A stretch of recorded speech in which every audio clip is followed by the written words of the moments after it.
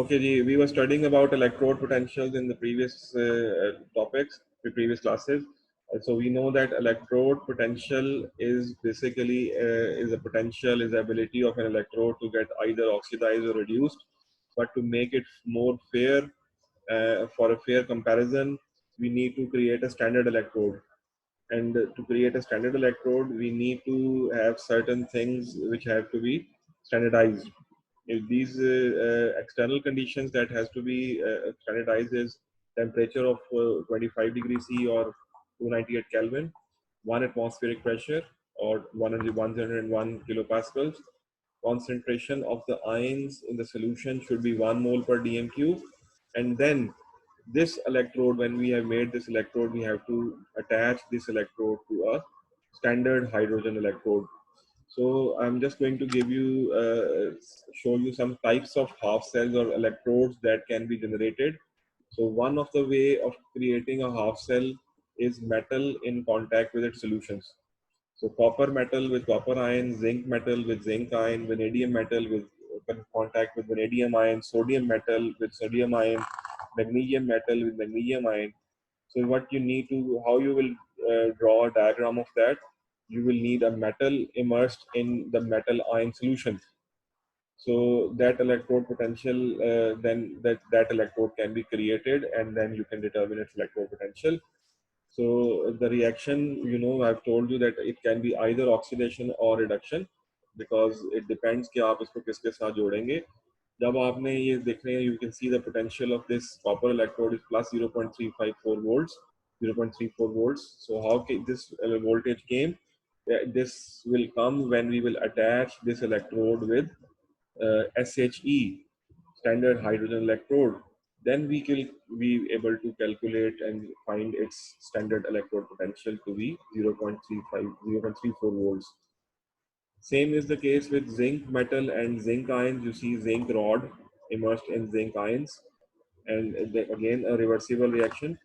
And by convention, we will always write equation as a reduction equation, and we will always write equation as reduction equation, and then when we will see that कि ये reaction forward को जाएगा तो reduction ही होगी, और backward को जाएगा तो ये oxidation हो जाएगी. But by convention, we will always write electrons on left hand side. We will always show reduction reaction from left to right, but from right to left it will be oxidation. By convention है ये, हम इसको उल्टा नहीं लिखेंगे. ठीक है. हाँ, ये रिएक्शन दोनों तरफ हो सकता है. अब वो डिपेंड करेगा कि रिडक्शन है तो फॉरवर्ड होगा, ऑक्सीडेशन है तो ये बैकवर्ड हो सकता है, depending on what conditions, what electrode you have attached to it. Zinc electrode की जो इलेक्ट्रोड पोटेंशियल है compare to SHE is 0.7 minus 0.76 volts. इसमें ये माइनस का भी बहुत ख्याल रखना है कि ये माइनस है. सो इलेक्ट्रोड पोटेंशियल में आप देख रहे हैं कि जो कॉपर इलेक्ट्रोड है उसका बहुत ज़्यादा पॉजिटिव रिडक्शन पोटेंशियल है, जबकि जिंक आयंस का जो रिडक्शन पोटेंशियल है वो माइनस में चला गया है, तो बहुत ही कम रिडक्शन पोटेंशियल है. तो ये जो रिडक्शन पोटेंशियल जितना ज़्यादा होता है उतना उसकी रिडक्शन आसान होती है. जितना वो कम होता जाएगा और माइनस में चला जाएगा उसकी रिडक्शन मुश्किल हो जाएगी और ऑक्सीडेशन आसान हो जाएगी. So greater the value of electrode potential, easier to reduce it, and smaller the value of electrode potential, difficult to reduce it and easier to oxidize it. ये भी एक रूल है. जितना पॉजिटिव में वैल्यू बड़ी होगी, अब अगर हम इन दोनों इलेक्ट्रोड को देखें तो copper electrode is very easy to reduce, उसमें फॉरवर्ड रिएक्शन होगा, and zinc electrode is very difficult to reduce, but it is easier to oxidize because it has a very small value compared to copper. तो copper की निस्बत अगर इसको हम देखें zinc को, इसकी वैल्यू माइनस 0.676 है, which is very small compare to copper. So ये रिडक्शन नहीं करेगा बल्कि ये ऑक्सीडाइज हो जाएगा comparison to copper. So this is one way of making a half cell. The other way of making a half cell is a gas in contact with its solution, जैसे कि आपने SHE में भी देखा हुआ है. शी, ये आपके सामने सबसे पहले बना हुआ है शी है. तो SHE जो है इसमें hydrogen ions are in contact with hydrogen gas. For that kind of an electrode, you need a bell jar, inverted bell jar, from in which gas can be filled from one of the entry at the top, and then a platinum electrode is there. Platinum electrode is there, इसमें metal खुद platinum नहीं है, इसमें metal तो है नहीं, hydrogen gas है, और वो जो नॉन कंडक्टर होती है हाइड्रोजन आए नीचे सोल्यूशन में पड़े हुए हैं। तो फिर करंट किस चीज से जाएगा या आएगा, इलेक्ट्रॉन कैसे फ्लो करेंगे? तो उसके लिए हमें कोई सॉलिड चाहिए, एक सॉलिड कंडक्टर चाहिए। तो वो सॉलिड कंडक्टर जो होगा वो इस केस में प्लाटिनम लेंगे। प्लाटिनम के अलावा कोई और चीज नहीं लेंगे, because platinum is inert and it will not jump into the reaction. क्योंकि आप देख रहे होंगे कि प्लाटिनम जो है वो आयंस में डिप भी हुआ है। तो प्लाटिनम जो है, दिस इज योर प्लाटिनम, तो ये प्लाटिनम जो है ये डिप भी तो हुआ है। अगर ये कोई रिएक्टिव मेटल का बना लोगे तो फिर तो ये उसके साथ रिएक्ट कर जाएगा सोल्यूशन के साथ। यहाँ पर जो है वो आयंस है, H+ आयंस है। तो अगर ये कोई रिएक्टिव मेटल होता तो वो तो एसिड के साथ रिएक्ट कर जाता। तो आपने प्लाटिनम ही यूज करना है for the flow of electrons, either away to from the electrode और टूवर्ड्स द इलेक्ट्रोड। इसी तरह अगर क्लोरीन गैस को देख रहे हैं, इसकी भी रिडक्शन रिएक्शन देख रहे हैं, chlorine plus 2 electron to form 2 chloride ions, और इसमें भी हमने प्लाटिनम ही इलेक्ट्रोड यूज करना है। बाकी कंडीशन वही है, 101 kilo pascals and 98 kelvin, and concentration of the ions to be 1m stands for 1 mole per dm cube। HCl के लिए जैसे आपने देखा है ऊपर, वो 1 मोल पर dm था, बस सल्फ्यूरिक एसिड के लिए 0.5 था। क्लोराइड के लिए you need to have 1 mole per dm cube sodium chloride, that will provide you 1 mole per dm cube chloride ions। So she, this is she, SHE, she, this electrode is she. और आप देख रहे हैं कि she electrode का electrode potential कितना है,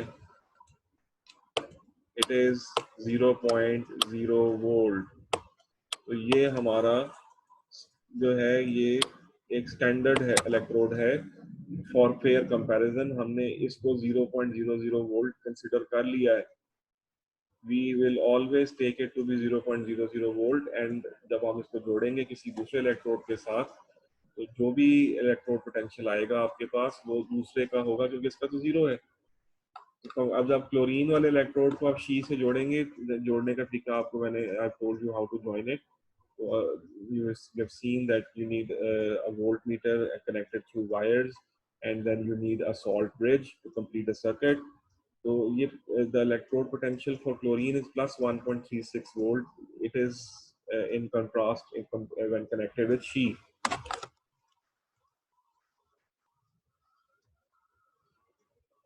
So this is another way of making electrode।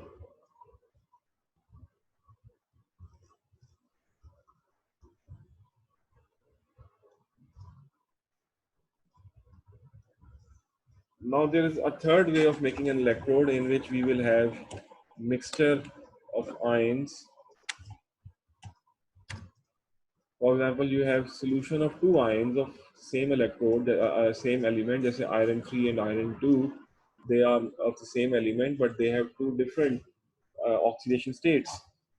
अब ये दोनों ही जो आपके पास आयंस हैं, इन दोनों की कॉन्सेंट्रेशन 1 मोल पर डीएम क्यूब की सोल्यूशन में डालेंगे। For example you take iron 2 chloride and iron 3 chloride, but both of them are in 1 mole per dm cube, so that you can have 1 mole per dm cube of iron 3 and 1 mole per dm cube of iron 2।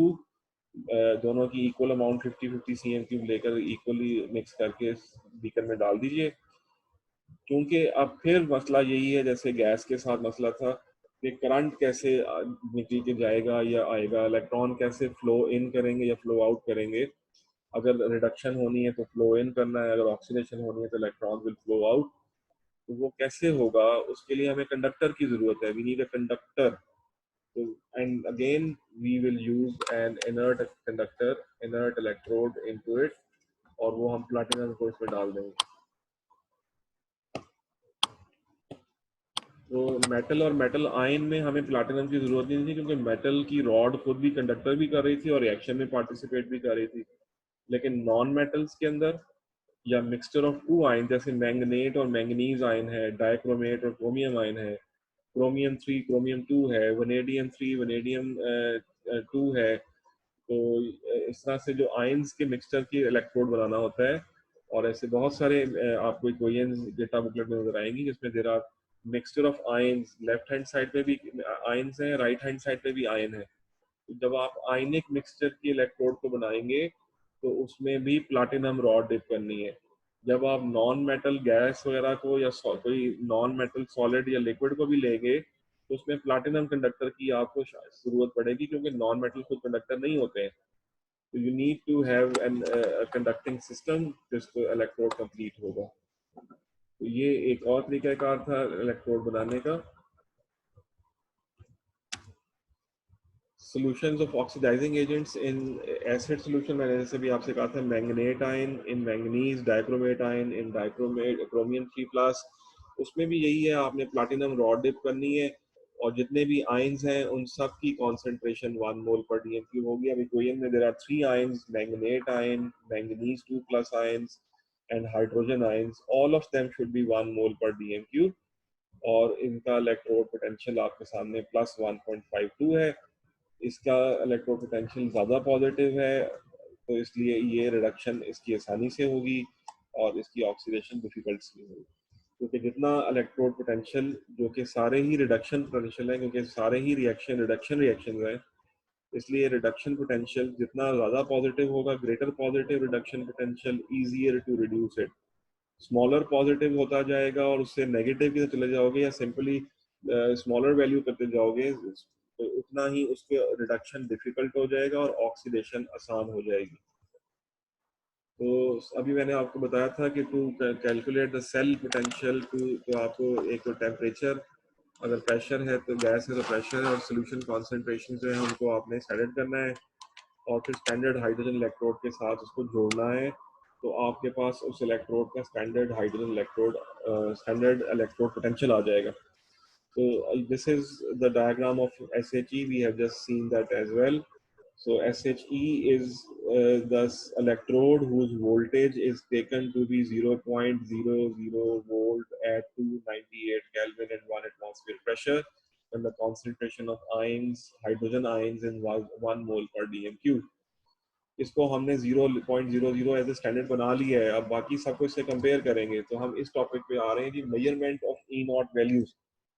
I have told you earlier as well that when we need to measure the E naught value, if the question says construct a cell to measure the E naught value of zinc electrode, तो आपने zinc electrode को जोड़ना है She के साथ, because you are trying to measure the electrode potential of zinc electrode. किसी भी electrode का इलेक्ट्रोड पोटेंशियल मेजर करने के लिए आपको उसको शी से जोड़ना पड़ना है। SHE is a fix, then you can not change it. तो कोई और इलेक्ट्रोड लगा के आप सोचें जी मैं इसका जिंक इलेक्ट्रोड पोटेंशियल निकालूंगा, नहीं निकलेगा। You need to show a diagram in which zinc electrode is attached with She, standard hydrogen electrode.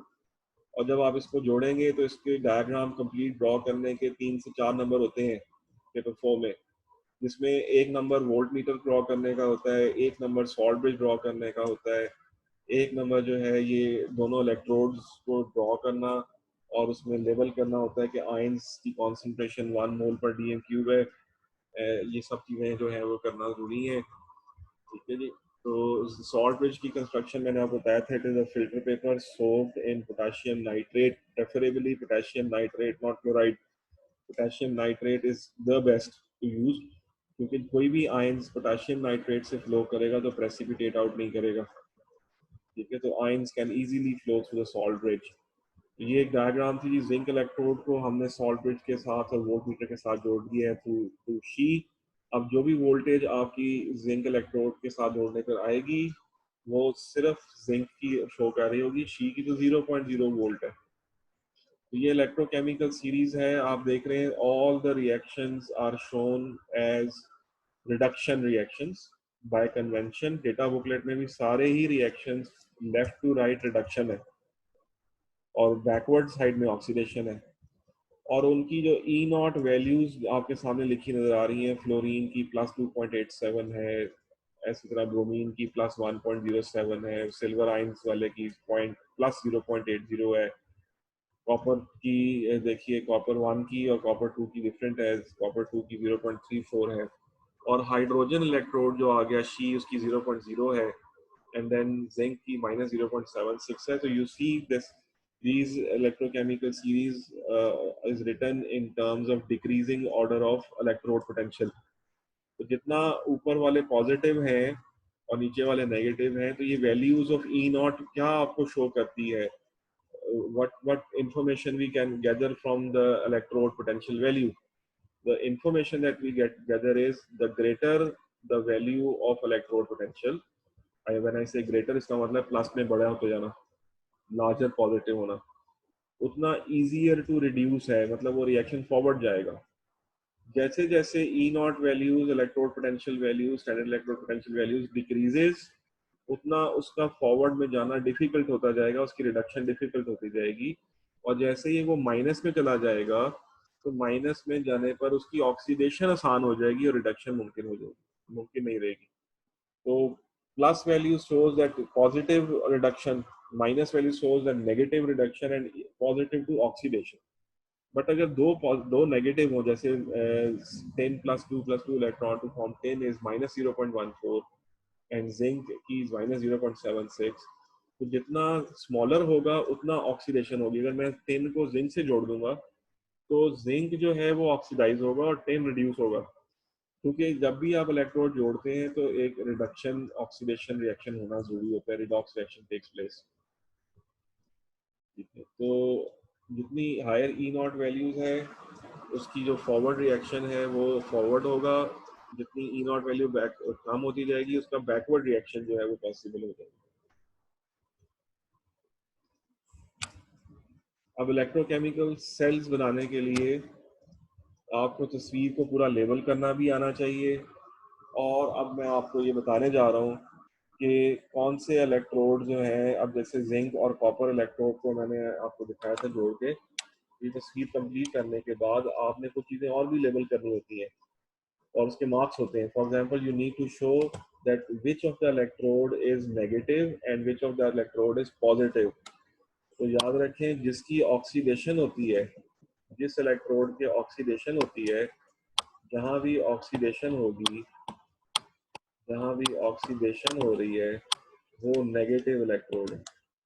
और जहाँ पे रिडक्शन हो रही है, जिस इलेक्ट्रोड पे आप देखेंगे रिडक्शन हो रही है, उसका साइन पॉजिटिव होगा, वो पॉजिटिव इलेक्ट्रोड होगा.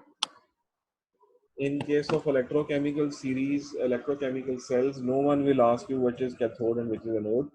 A levels के अंदर you need to have the notation of positive electrode and negative electrode in electrochemical series. Electrolysis में cathode anode चलता है, लेकिन you are required to do that. But in case of electrochemical series, you do not need to tell which of them is cathode and which of them is anode.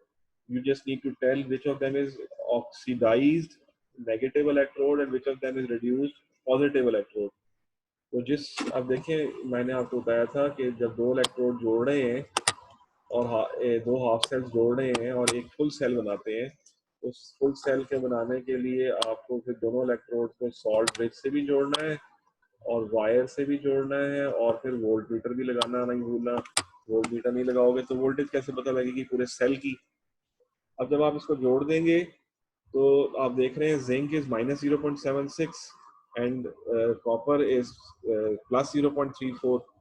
तो इसलिए zinc वाली equation आप देख रहे होंगे कि ये हमने ऑक्सीडेशन वाली लिख ली है, क्योंकि जिंक कॉपर के साथ जब जुड़ता है तो वो ऑक्सीडाइज होता है, क्योंकि उसकी वैल्यू स्मॉल है और कॉपर की लार्ज है, इसलिए कॉपर की रिडक्शन होगी और जिंक की ऑक्सीडेशन होगी. फिर वो आपसे कहेगा जी इनमें से बताओ कौन सा है जो नेगेटिव है. भाई जिसकी ऑक्सीडेशन होगी वो नेगेटिव इलेक्ट्रोड है, जिसकी और रिडक्शन होगी वो पॉजिटिव इलेक्ट्रोड है. Please just use the convention of positive and negative electrode. फिर वो आपसे कहेगा डायग्राम पे एरोज ड्रॉ करते हुए, use arrows to show the flow of electrons. तो एरोज हम किस तरफ को ड्रॉ करते हैं? From the negative electrode, from the negative electrode to the positive electrode. लेकिन ये इलेक्ट्रॉन जिंक की तरफ से आए और कॉपर की तरफ चले गए.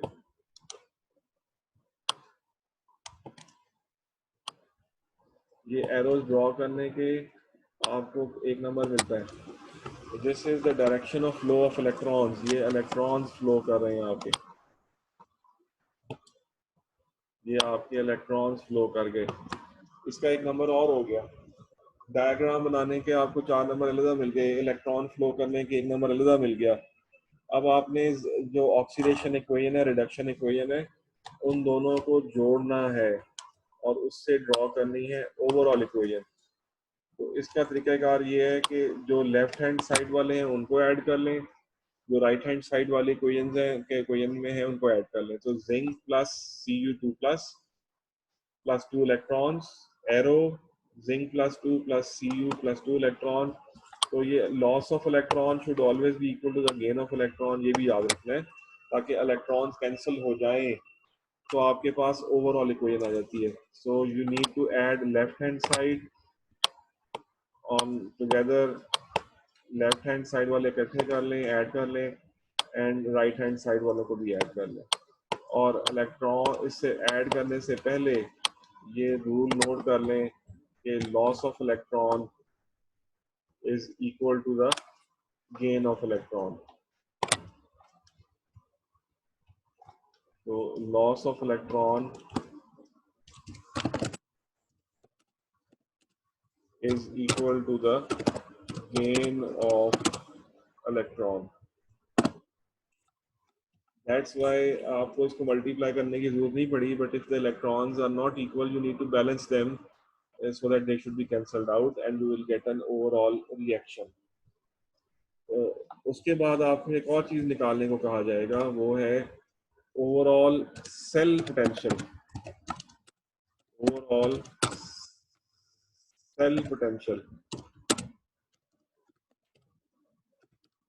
ये अब मैं आपको इसका फार्मूला बताने लगा हूँ, वो भी याद करना है। इसका फार्मूला ये reduction potential minus oxidation potential,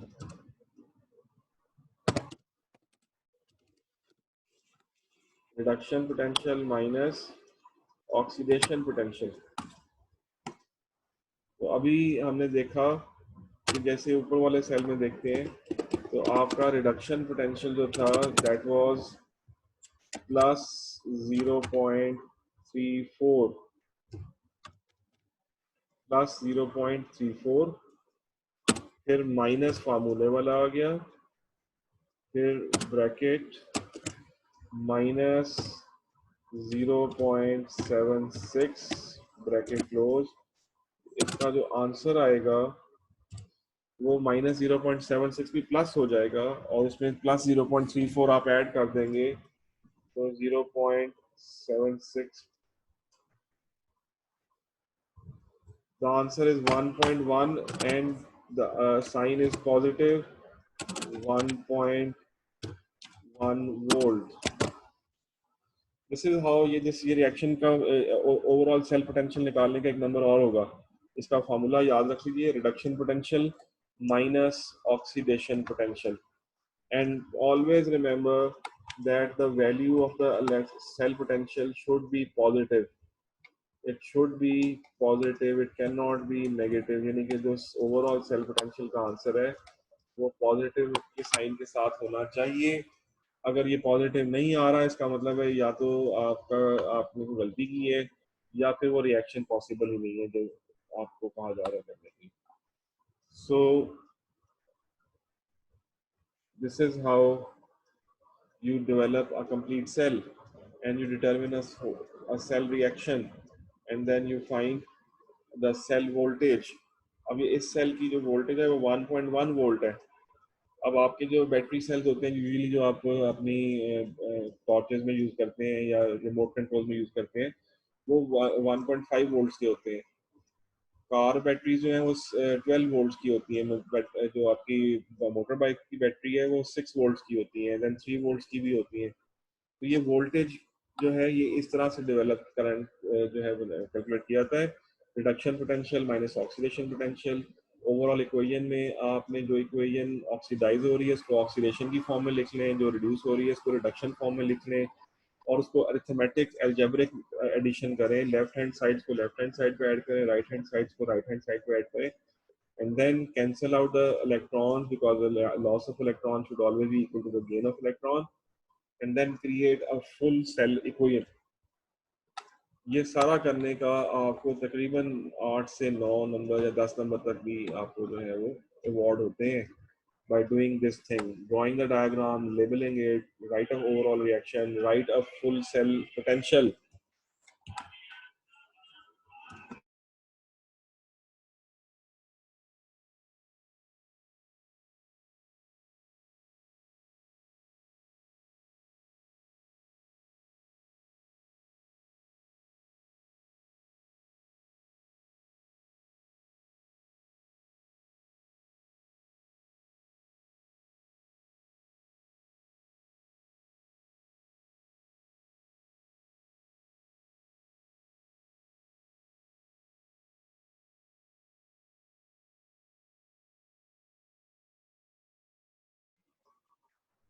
Okay, this is another way of showing the cell diagram.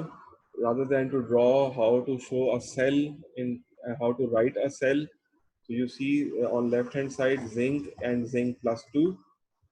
Dotted line shows that this is the same electrode, but zinc is immersed in zinc ions. Double arrow shows that you have two connections. One is the external connection through voltmeter, and the other connection is through the salt bridge. And then you have copper electrode, copper 2 ions to copper.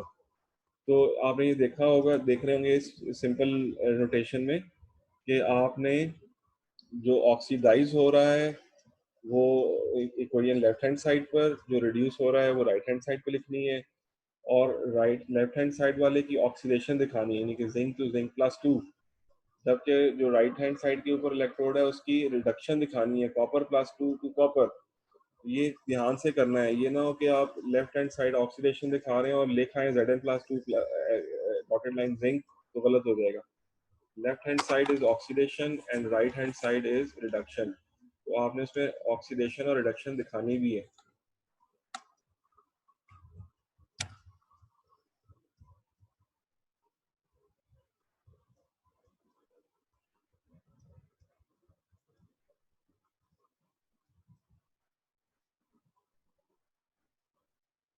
ठीक है, तो आपको आई told you the formula of calculating the cell potential. It is reduction potential minus oxidation potential. So I am stopping here now, and we will see meet in the next class.